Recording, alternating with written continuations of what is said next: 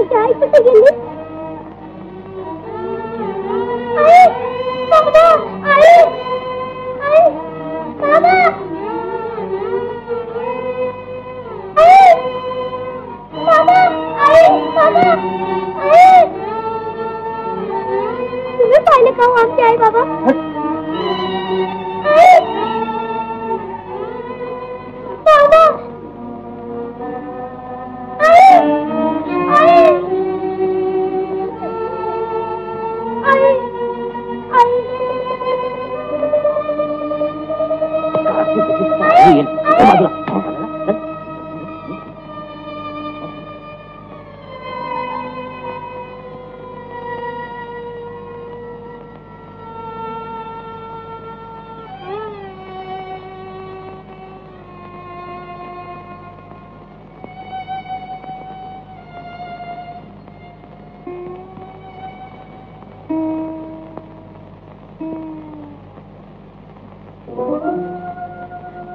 दादा, आई कुठे गेली? बाबा कुठे गेली?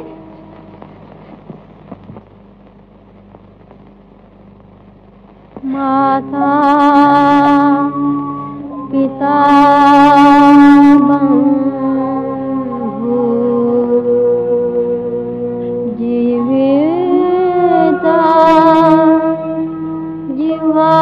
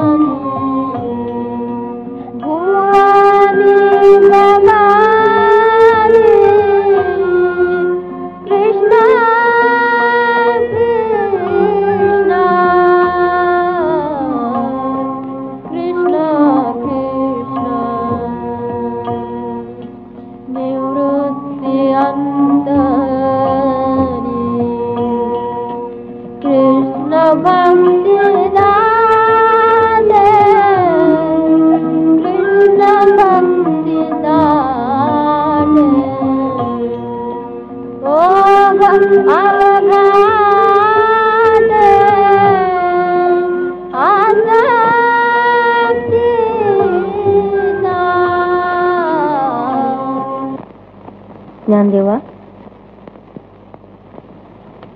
इतका कसला विचार करतोयस?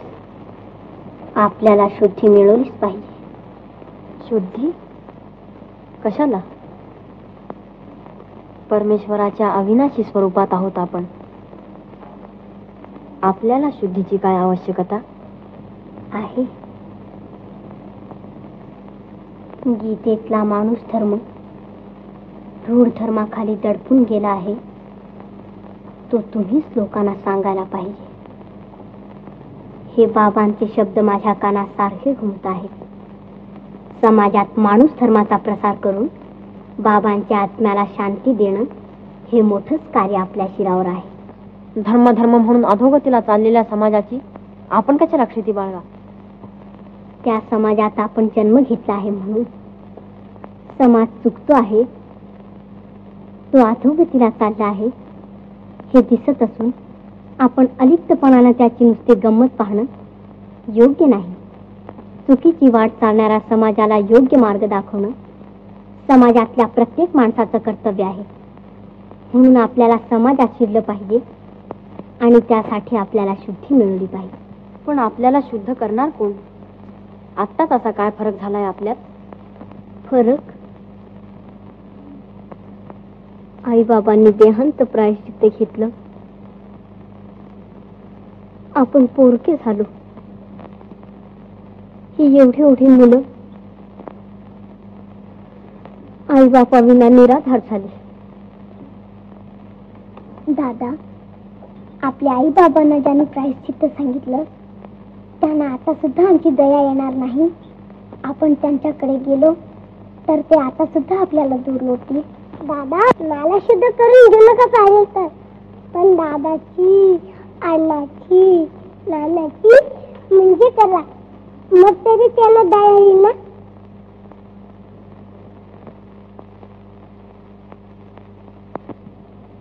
त्यांच्या अंतःकरणात दया असती तर आपली अशी दशा का झाली असती? कुणाकडे जाऊन काही उपयोग होणार नाही.